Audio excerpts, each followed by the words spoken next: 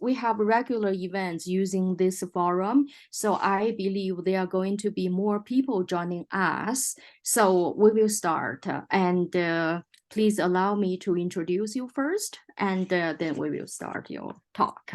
Okay.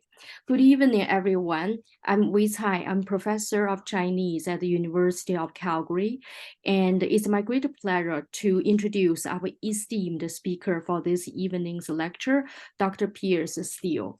Dr. Piers Steel is a prominent figure in the field of organizational behavior, particularly renowned for his expertise in the study of procrastination, which is a fascinating topic for everyone on the personal level and on the professional level. His work delves deep into understanding why individuals delay tasks and the impact of this behavior on organizational efficiency and personal well-being. Employing systematic review and meta-analysis, Dr. Steel synthesized extensive data sets to offer empirical insights into the dynamics of procrastination, making significant contributions to both academic theory and practical applications. A respected educator, he imparts his knowledge to MBA and MBA students, focusing on how procrastination affects productivity and motivation in organizational settings. His research, often published in leading journals, shapes contemporary understanding and provides a foundation for strategies to mitigate procrastination's negative effects. Please join me in giving a warm welcome to Dr. Piers Steel. Dr. Steel, the floor is yours. Thank you for coming. Thank you very much. That is such a kind introduction too. I will try my best to live up to that representation. There are some areas like one thing that a little bit of background on my history. I do a lot in systematic review and on meta-analyses, and it's a bit like being a conductor of a madhouse orchestra, because science just happens and you take all these pieces together and you try and make them sing and perform in tune. But and it's finding out what doesn't fit and what makes sense and putting it together. It's a very, very long and required in-depth part, but you're bringing things from all over.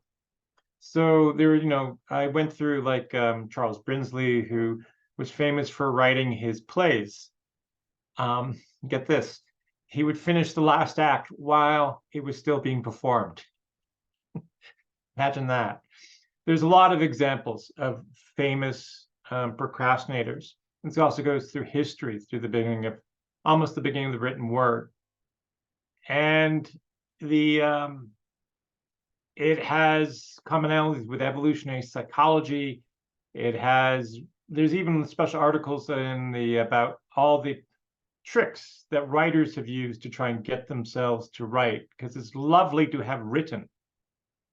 Having written is wonderful. Writing, perhaps not so much. So we kind of, when you're actually going through this, it really helps if you have broad interests, because you're dealing from everything from economics to medicine, from evolution to comparative psychology, which is comparing with other animals, to the history books, to, of course, psychology as well. And ideally, at the end, all these pieces form a coherent whole. And that's what makes it beautiful in the end. You put it all together into this lovely three-dimensional puzzle. So when I actually gonna show you, I usually do this presentation. I've done it many times. I'll show it with you. And how much time do exactly we have, Wei, until, is it 8 o'clock? Yeah. All right, I'll better be fast then. So I'll show you some of what I've done, and we'll make some choices about what you find most interesting.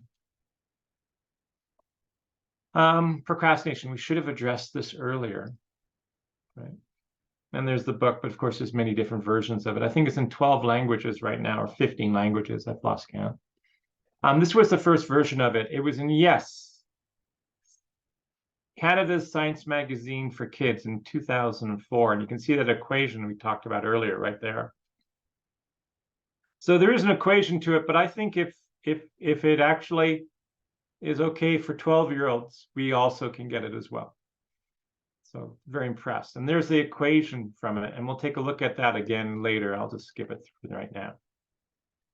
So when we talk about procrastination, we actually can measure it in a variety of different ways. So the here, let me just adjust the volume a bit.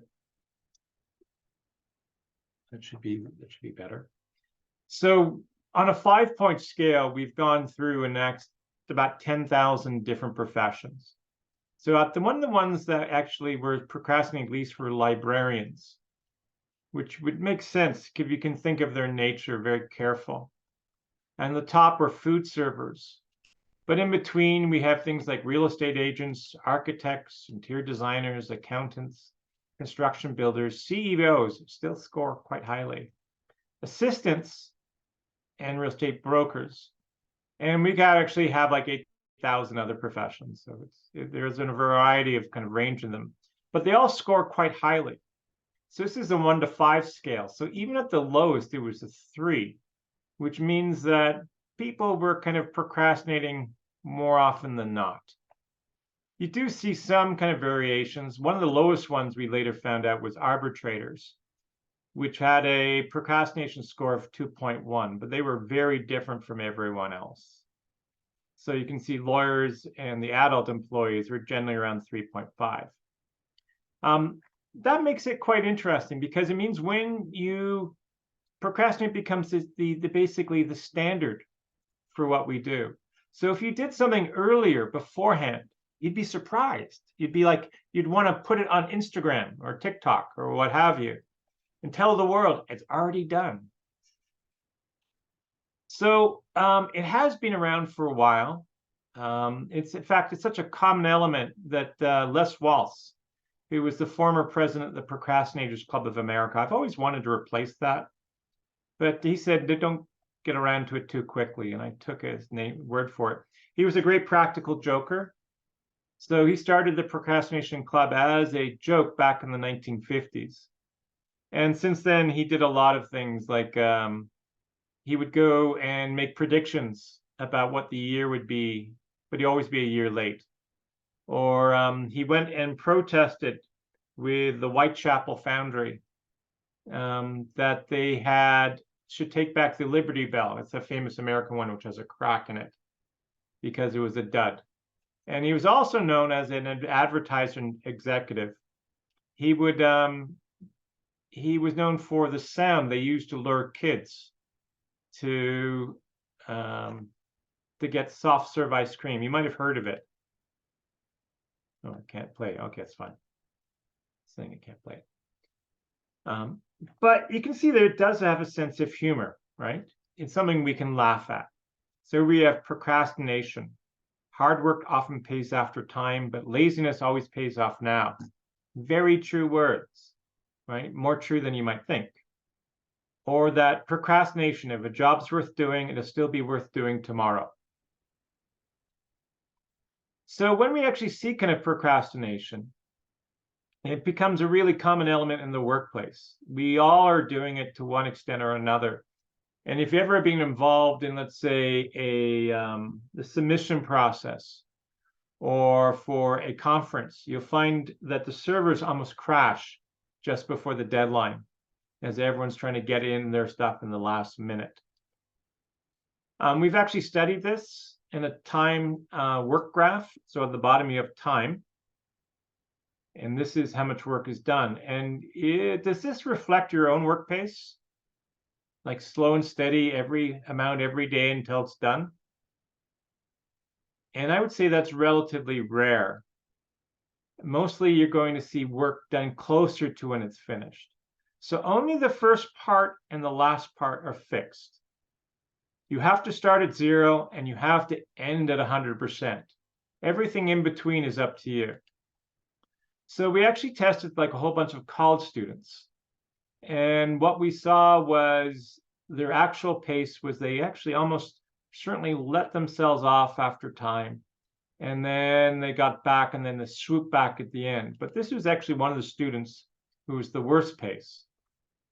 And they did quite well and kept match until they hit a point. And this is what's known as a very enjoyable mid-semester. So they almost did no work. And then they started back doing work. But they worked at the same pace that everyone else was doing, despite this long lag, until they came close to the deadline. And then realized they could extrapolate it out and realize they weren't going to finish. So it was time to buckle down. And that pace at the end, that is worth noting, because that is an incredible piece of work. We measured it out. It was 1,200% above the average workload. That is phenomenal. It's like the one person doing the work of 12 people. In fact, if that person could have maintained it, they could have finished the entire course in about 1 week. But it shows you what we're capable of at the last minute. That the amount of work that we can do is spectacular.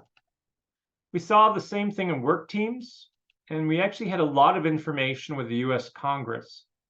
And it was smooth line, because when you have more data, it gets smoother.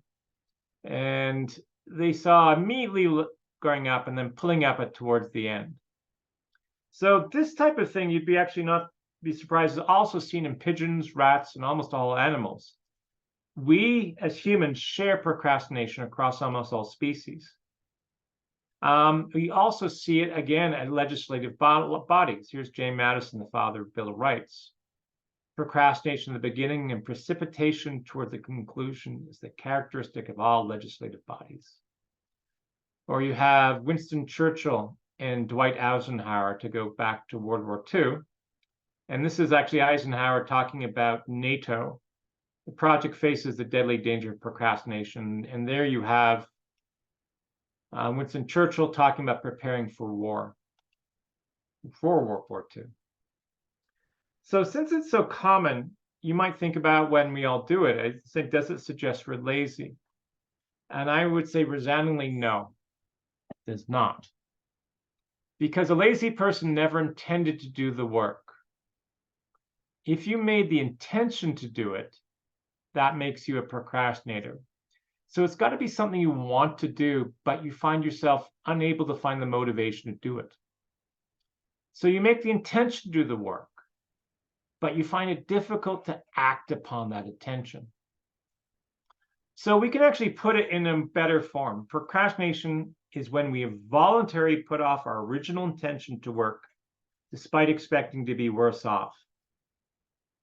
So that's really interesting. So the worse off part is it differentiates from things like scheduling.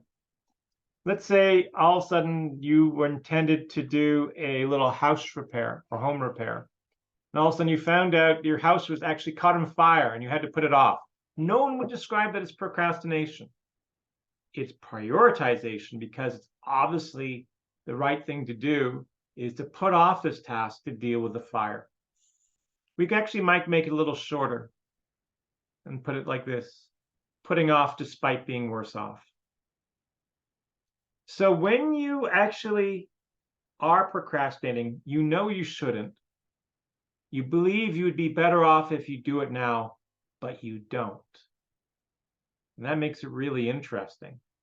Why are we putting off something that we know we should be doing? Now, there is some kind of regularities with this. Procrastinators tend to be younger than older. So when we're younger and less mature, we tend to put off. They tend to be poorer than richer. Men rather than women. Does this surprise any women? I don't think so. Right? And single or separated rather than married. So, which is interesting because they put off making commitment as well as ending commitment. We also did cross nations and tend to be Irish. So the ultimate procrastinator was a young, male, poor, unemployed Irishman. The Irish would own that proudly, though. They have jokes about their level of procrastination. All right, let's continue. All right, now we can do a little survey. What do you think the top things that people procrastinate about? Any guesses? We're going to go to chat. And we can make this interactive if anyone wants to guess.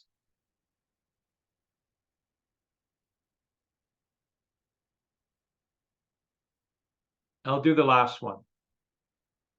Oh, writing thesis. Okay, very good. Something important. Yes, people do something important. So let me see. I think writing thesis was education. That's right. The fifth one, only 33% actually say they put that off a lot. Studying upgrading skills. So there's 4 more than that.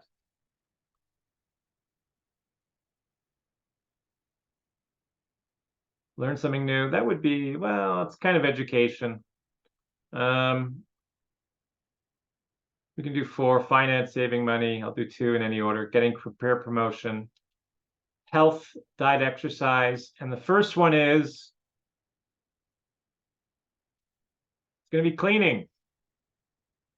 Most people put off, which is interesting because some people put off cleaning and other people put off by cleaning. So how many times have you kind of cleaned your kind of desk the night before an exam when you were younger? Quite a bit, I imagine. So it is an interesting little kind of area because it has these counterintuitive, almost paradoxical elements. If that is the kind of the light side of procrastination, there is a clear dark side. Sometimes, for example, this is about last wills. And most people die intestate without a functioning will, a proper will. But also you have other ones, like people will put off, for example, going to the doctors about ailments. And this actually killed both of my mother-in-laws. My father remarried, so I guess with my stepmother and my mother-in-law. They both had cancer that they did not go in and get diagnosed early, even though they had early signs. And when they was diagnosed, it was too late. So you can literally say procrastination can kill. It can be fatal because you can procrastinate anything. You can procrastinate the small and the large. You can procrastinate, taking out the garbage, as well as kind of addressing health problems. Most typically, you'll see procrastinators not only they tend to be less wealthy and less healthy, they tend to be less happy. And that is that worse off part. You did say you were going to, if you procrastinate, putting off despite expecting to be worse off. Now, that doesn't always happen. Sometimes by luck, we put off something and we are rescued from it by the vagaries of chance. However, more often we have regret for things we put off. If we had some type of aspiration and we did not, and we went for it, but it did not happen, that is actually consolable. It's soothable by time. Eventually we can pat ourselves on the back and saying, well, good for me for going for it. It didn't work out my way. It often doesn't work out this way for many people, but that's all right. But when you felt like you shoulda, woulda, coulda, that you might have gone for it, but did not, that becomes a haunting ghost, a ghost that feels like that's very difficult to get rid of. I think it actually affects us most here. So I hope some of you are planning to go away in December or over the winter to someplace far warmer than Calgary is right now. And when you're there, if you're lying in a beautiful hammock and there's white sands below you and it's welcoming, and you're thinking about the work you should be doing, that is ruining that moment. That's a ghost, again, haunting you. So the reason why we procrastinate has gone through a lot of theories. Here's a map of procrastination. But when we actually did a meta-analysis on it, it came down to about 3 reasons. And the 3 reasons were: 1, belief, expectancy, self-confidence. Do you think you can? If you have doubts about your capabilities, it takes motivation down a notch.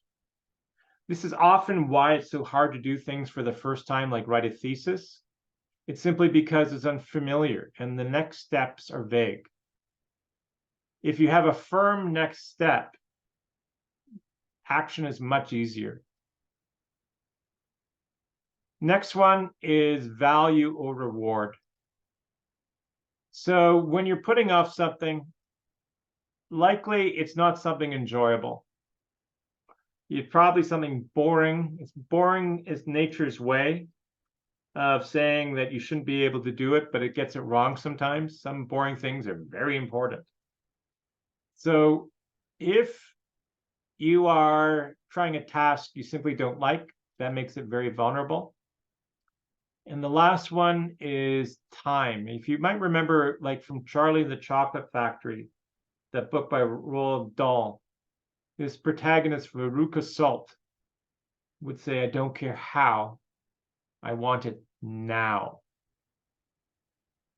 So that idea of time, and that time is really, really important. So here's the equation again, we'll put it together. So if I have you, and it's no more different than money, right? So if I have 2 piles of money, one I might give you and one I definitely would, and they're both worth the same, you would go for the definite money. So that's expectancy, right? The other one is the size of the money. If it's more, you want the bigger pile than the smaller ones. So when expectancy and value get big, if I believe I can do something and I really want it, I want the rewards from it, motivation gets larger. However, we forget about the bottom of the equation, and that is about time. So when we have time, impulsiveness and delay. Impulsiveness means how sensitive we are to time, and delay is how long we have to wait for the repercussions. When these things get large, motivation gets small. So we tend to have this problem. We don't get motivation until delay gets small. And when does delay get small? Just before deadlines. So it spikes. We can put it in here. So somebody has a thesis writing due. Now, thesis is a particularly problematic one because it has something called a slippery deadline. Slippery deadline is something you can put off to the future constantly, right? So if we could firm it down into a specific time, right? Boom, that's your deadline. How would you feel about it? You have to report or show something. Maybe it's a month or 2 ahead. Would you feel as much motivation for it now as you would do the day before? Very unlikely not. It goes something like this. However, you might even say, well, I'm more impulsive. It's even more like that. So what do you have to do today, right? Well, today we have all these distractions around us all the time. There's always something more enjoyable.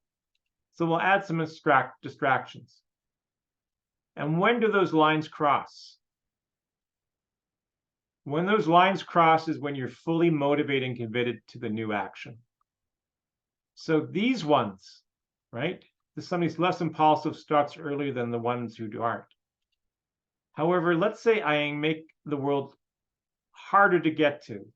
So I take the distractions away and I have an office and I have something, makes it very difficult for me to do otherwise.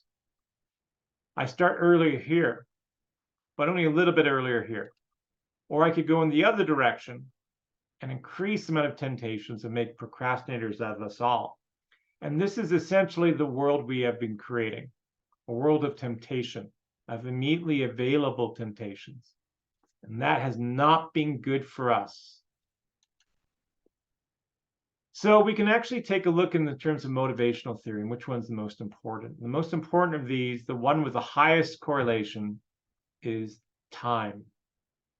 And I could show you that correlation matrix and all the information that kind of backs this up if we'd like. It's also been kind of the source of a lot of our behaviors.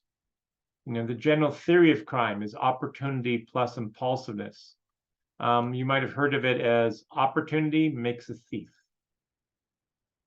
So if you are impulsive and susceptible to temptation, you might not want to, but it makes it very difficult to resist temptation when it's right in front of your face.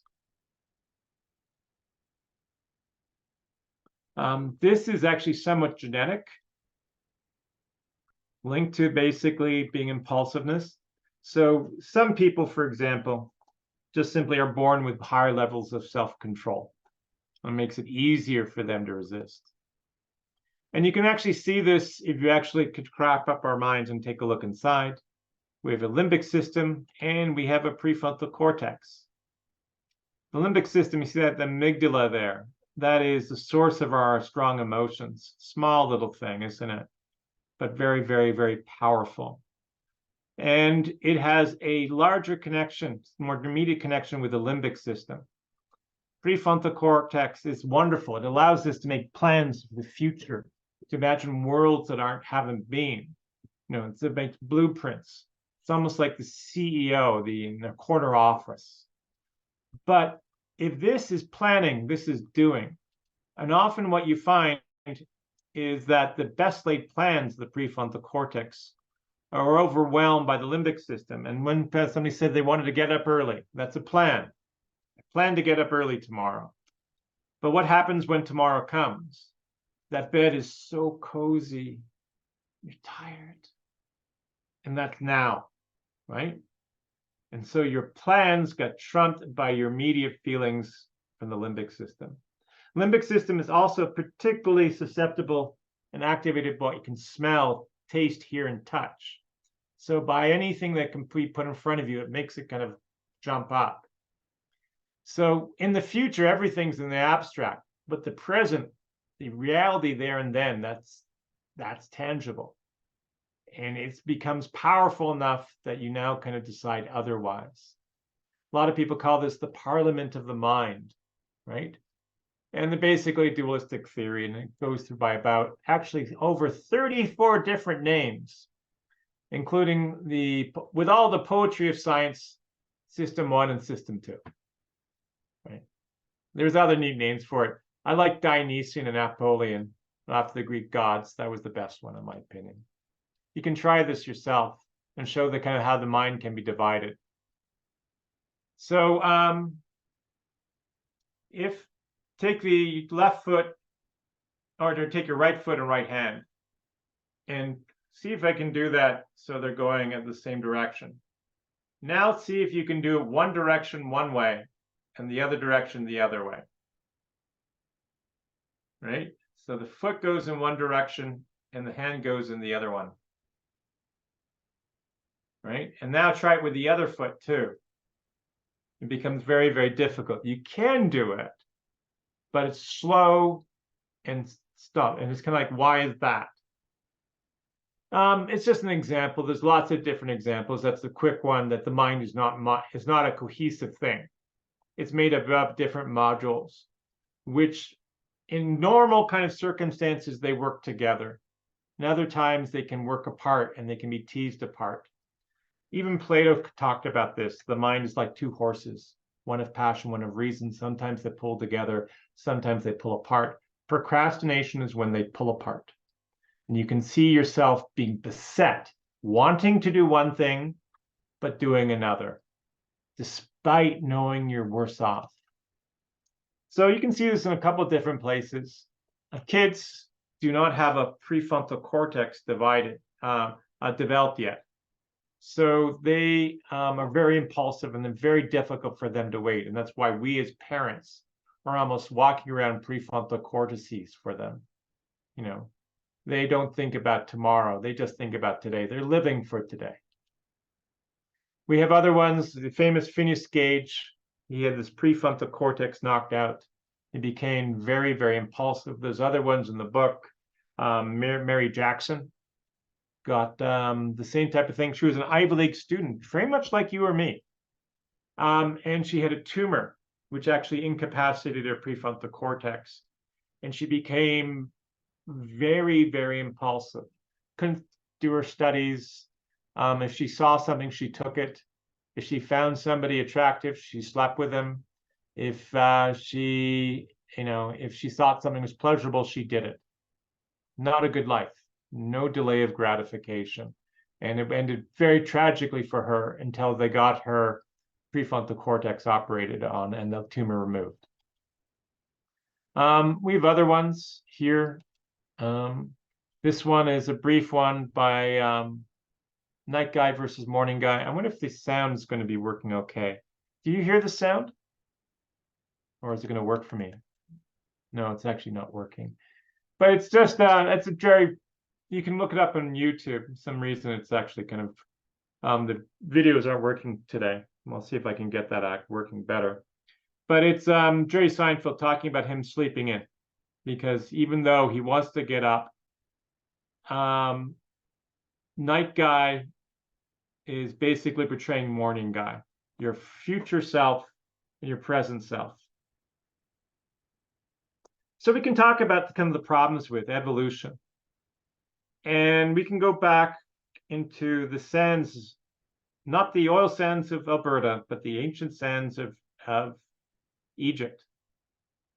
And you'll see this. So you're linguists. So can anyone give me the translation for that? I'll give you a hint. It does not talk about a buried stargate.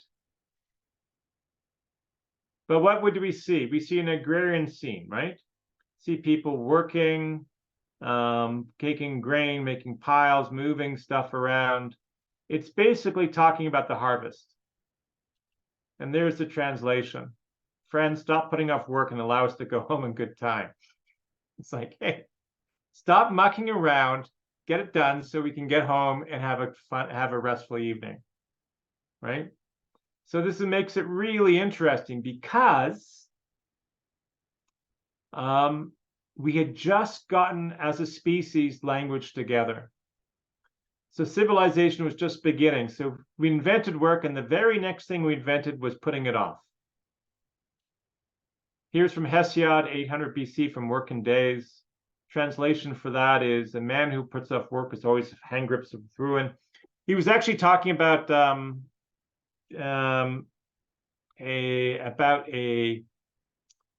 I think was it King Solomon, they were dealing with a financial crisis of their times because they were going through a drought, and people had put off something for collateral you cannot put up for today, and that was with your family and children. So when people came to repossess their children, it added some tension to the Greek society till you think King Solomon, was it King Solomon, who said, no more putting up your children. You're not allowed to do that anymore. Here we have it from the Bhagavad Gita. 12 Tamasika agent who was considered so lowly, mortal rebirth was denied for them. You have Buddhism, you have Christianity. And it doesn't really pick up until the Industrial Revolution. So we're changing muscle power for steam power. And at this point, it really gets going. And there's Dr. Samuel Johnson, and he wrote in The Rambler about procrastination. And he said it's one of the great weaknesses that prevail to a greater and lesser degree in every mind now, not here and there, but every mind. And we started measuring it officially during the 1970s, and we saw something like this. And as you know from what we already kind of showed you, it's actually more like this nowadays. 5-fold increase in chronic procrastination. And part of the reason is because of temptation. Temptations everywhere. And when things are easy to get to, delay is small. And when delay is small, motivation to do it rises. So we actually engineered a world which makes it difficult for us not to procrastinate. This is just 2 + 2 = 4, really. So everywhere we go, we see kind of like temptations, and they're easily available. Of course, we have our phones, right? right? Which makes it so easy for us to do otherwise. In fact, I expect some of you are on your phones right now just because I was slow for a moment in keeping your attention. No. But it's a good example nonetheless, don't you think so? And kind of neat that I knew you did it. So we actually have this idea with our computers that we have here, that they are wonderful working, but also wonderful for delivering temptations to us instantly. So the moment we feel we could do otherwise, we can do otherwise. And to tell you the truth, we're not to be trusted with that much freedom. So you have these particular types of problems, right? Facebooking, social media, video downloads, pornography, emails, all the rest of it. And what can we do about it? So we have some choices here. I actually have 26 of them. We don't have time for all of them. Typically, I cover these 5, but we can move around depending upon our time, which one you want to get to. So we have pre-commit, which was classic and a very literary one. And we have these other 5. Does anyone want to see one in particular? We can do it in any order. It's arbitrary. So we can start with the ones that we want to see most directly now.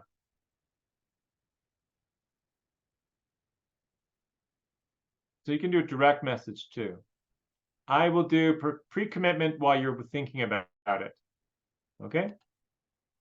So pre-commitment is to act now so you don't act otherwise later. Right? It's basically the idea that your willpower is a limited time offer. So you can think about like some people saying, don't take these cigarettes, or alcoholics pouring their alcohol down the drain, or trying to prevent yourself from seeing, like, let's say, an ex that you know, just a little bit too temptation, but they're no good for you. They're also known as Ulysses laws, where you can bar yourself from places like casinos. So you can say, I myself want to say I'm not allowed to go to a casino. And the casino then will enforce that law, right? Why do they call it Ulysses laws? Well, because it's Ulysses at the mast. Ulysses were going by the island of the Sirens, and he put wax in his people's ears so they could not hear it. But he also had himself tied to the mast so he could. Look at those eyes. It's a really good rendition. This is by Herbert Draper. It's one of the best ones. It was about 1910. These things tend to be like popular songs. They get done by multiple people. There's a dozen of these, but this one's my favorite one. If I ever became a billionaire, which I don't think is much chance of that, I would get a collection of all these. That would be my thing. So here's Death and by Sirens Live and Sail, right? So here he is, and he wants to go to Ithaca to see his wife Penelope, which is a much bigger war, but there he might die by sirens. So he knows for a short period of time he will want to be the sirens, but as soon as he gets back to them, he'll go back to his previous desires. So now he says, I got to prevent myself from acting otherwise during this brief period. But we could change it to anything: snacking, dieting, saving money, spending money, whatever you want. And we have these types of ones of doing it. For example, this is Clocky, and it's an alarm clock which runs off the side of your table and hides under your bed. I think I'd like to see an update to that, like a Zumba with really AI, very tricky and tries to evade you. But these other ones, some people might put an alarm across the room or on the other side. This is a night one called Snooze and Lose, so big snooze button. But it's widely enabled. So if you push it, it generates money to the charity of not your choice. This one, somebody doesn't want to give to the GOP or Republican Party in the United States. Here's an app which you can do, which does the same thing. If you push that snooze button, it will give to a charity, right? Up to $5, I think, for this one. Nail biting. People put like the anti stuff on it, right, to make it taste horrible. Or anti-abuse, people to Solfram, which is made by the Odysseus Corporation, which is the Greek version for Ulysses. And they're all interesting. This can kill you. This just tastes horrible. Both 40% effective. Victor Hugo, wrote these books, but he had trouble with procrastination. So he would give his clothing to his valet through the door to prevent him from leaving and going down to the pub. Herman Melville of Moby Dick, apparently his wife would chain to his chair. Lots of other ones, a lot of modern ones will actually get laptops with the modem burnt out, so they can't do it. All these self-controls because they don't want temptation to be that close by. You can even get electronic versions of that if you don't want to damage your laptop. This is Mac Freedom, and it will block you. There's a lot of other ones like piggy banks. Did anyone have a piggy bank growing up? You know, something where you put money in was difficult to get out. And there's ones which actually has a screw you can open up, or ones you'd actually have to smash. Only the people with the smashed ones would actually save money.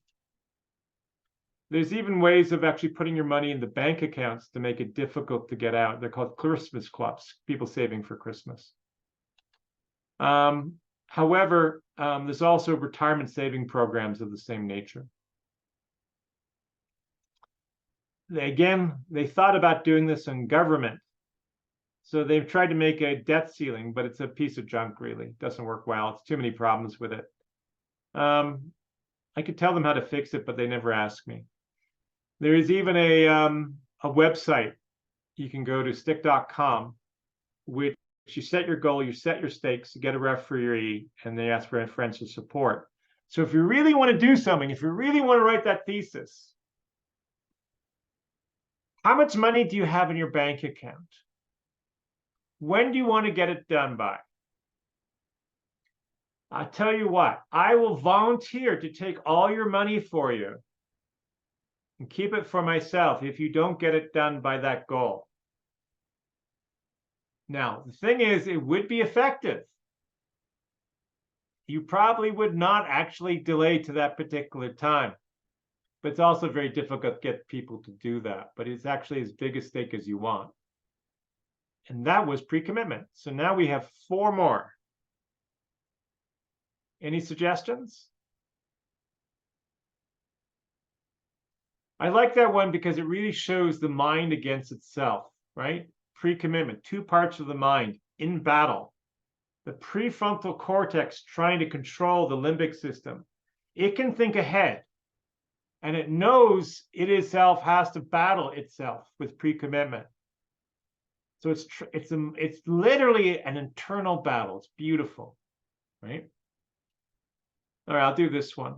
You've ever heard of these things? Never go shopping in an empty stomach. No man can be wise in an empty stomach. No man can be a patriot in an empty stomach. An empty stomach is not. There's like 50 of them, right? It's all basically Maslow's hierarchy of needs.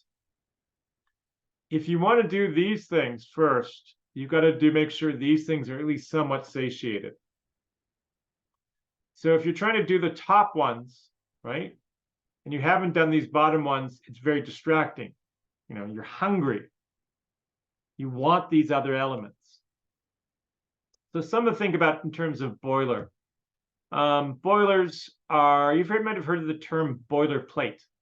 So very standard. You can see these are all standard equipment. They're identical, one after another, identical versions.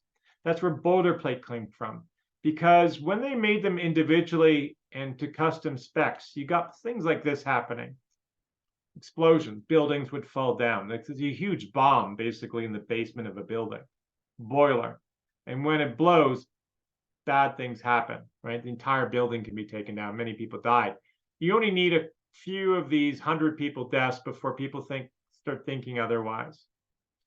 So what's a boiler but something under pressure, right?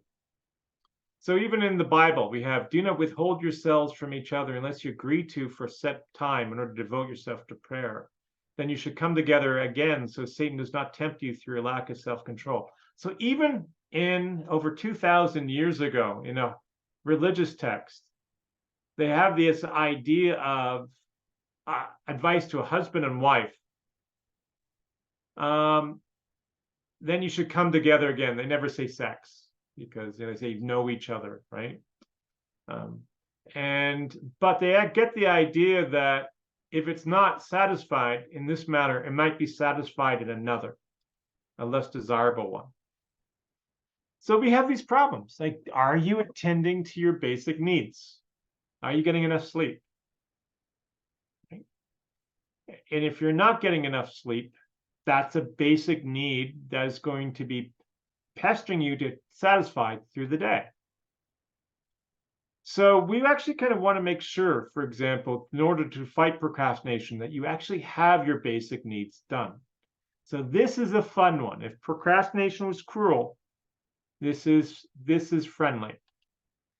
I want you to fill in your recuperation activities first in your calendar. Not everything you want, just what you need. So do you need to be friends? Do you need exercise, right? What do you need that would satisfy your things so you don't hate your life, so you feel you have enough? Because quality downtimes allows you to deeply invest in work time.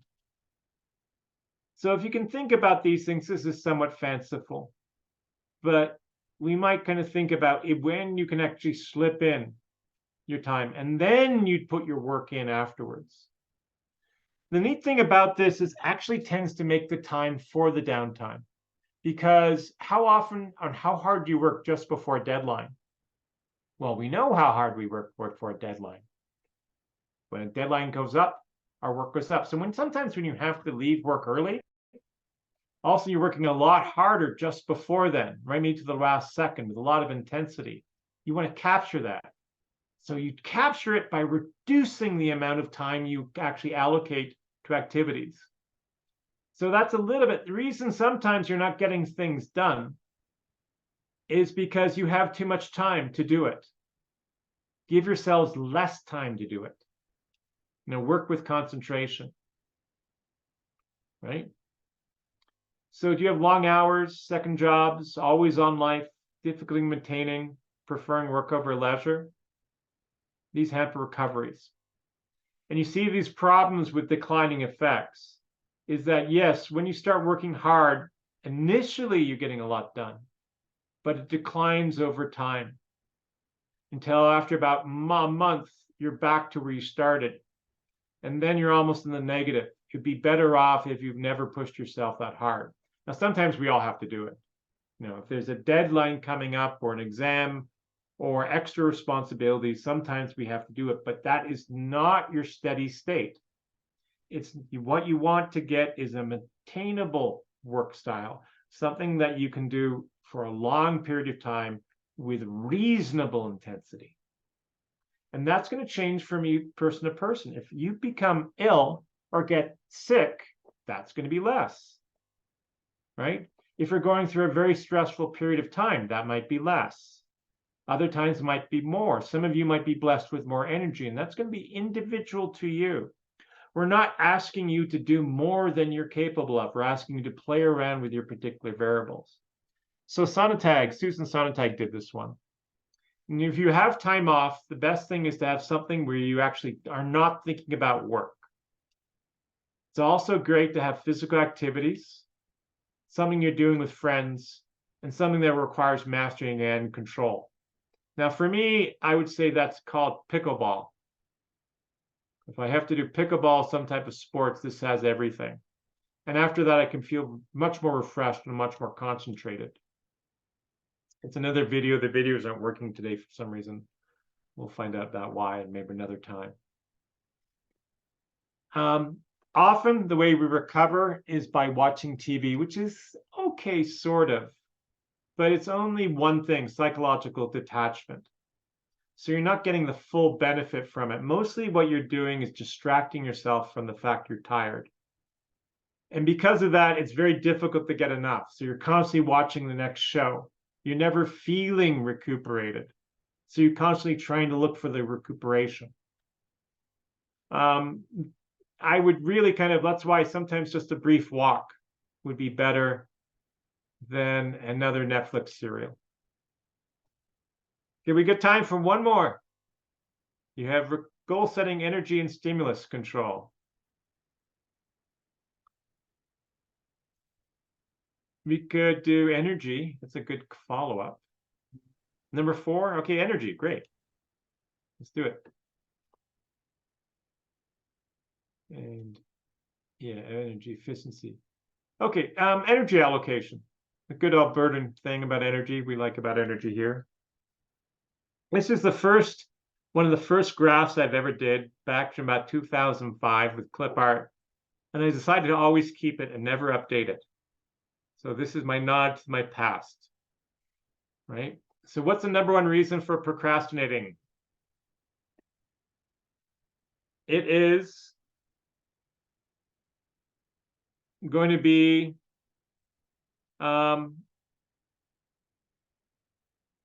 too tired, right? We're coming into the recuperation past, right? So if we kind of talk about, if we could add some energy here, this time thermo energy, we can take this tired person and make them into a happy worker, and that's the goal. So basically the idea is energy is in terms of value. So when you're doing something that you don't want, when you're tired, it can be something difficult to awful. So we're changing these things. We're moving the entire bar upwards, allowing us to be more easily. It's one variable, it's value, but it allows everything to actually be a little easier to get. So when you use your willpower, right, it tends to deplete your energy level. And you can see, for example, like when you actually have to resist something, it's much harder for you then to actually do anything else. So when you're using energy, you actually kind of want to do your hard things when your energy is the highest, not when it's lowest. So when is your energy highest? And we actually have different types of things around this line.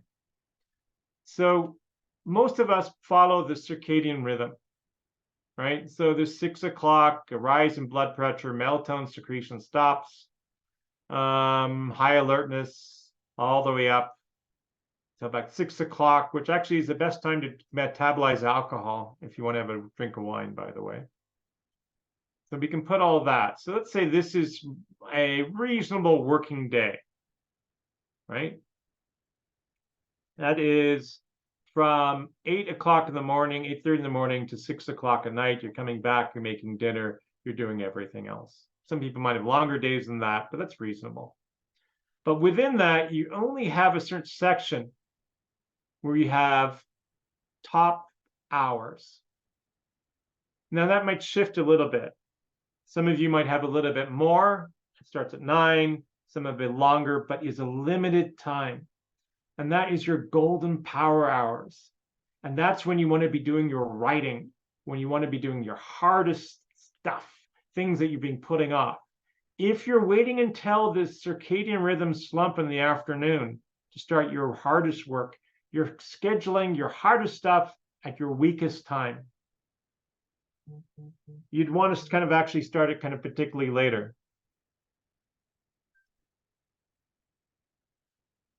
All right.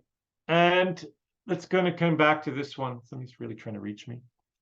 So this one is, some of you are more active in the morning and morning larks. Other of you are more evening owls. And this means you have more energy during later of the day, and other ones have the morning day. Now, how many of you are evening owls and like to stay up late? Right? I'm more of that type person, so I find mornings very difficult to do. So I drink coffee and I try and do everything like other people. I hate morning people. I don't hate them. I kind of envy them. I wish I was, but I'm not. So I kind of jealous of them in a mean, kind of spiteful way, to be honest. All right. So if we can now just kind of acknowledge that limitation and work within our hours, we can actually do a lot better.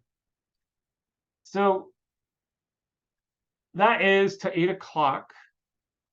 That is 3 good techniques for actually kind of use to actually get things done. If you want more, I did write a book on it. Actually, I will go ahead and show you the end of it, the very, very end part. Let me just share this screen with you. I'll do one last one. So we'll skip forward to, excuse me, to the big picture. All right. Basically, all these things are basic a habit. And you want to be able to actually kind of work on them hard enough that you can become automatic. It's always difficult for the first month. So habits are first cobwebs, then cables, right? So the idea here is to make it predictable, to be working at a predictable time during the day. So it just becomes a cue about when you want to do things. So to do this, to make something a habit, it takes about this long. 2 months. In fact, you can see it in terms of New Year's resolution. Look at the drop off in the first 2 weeks, massive. But by week 3 and 4, just 1% a day. But by 3 months, it's 1% a month. So it's all in basically the first month, in fact, where most of the drop-off happens. So if we can get this done, right, you get these habits, things are actually going to go a lot better.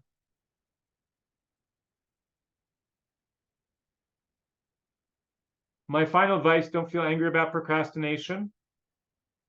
Don't feel helpless. There are things you can do. But this last step is really up to you. Do something about it. There is the book if you want to do it. It's not perfect. It's not for everybody. It's for most people. This one, he gave me 1 star off. For this is the kind of book. He took 2 stars off. He said 1. And this is my 1 star one. Too theoretical. And he misspelled like half the words. So I figured you're not like my audience. I want it anyway. Stop procrastinating starting tomorrow. Okay, thank you very much.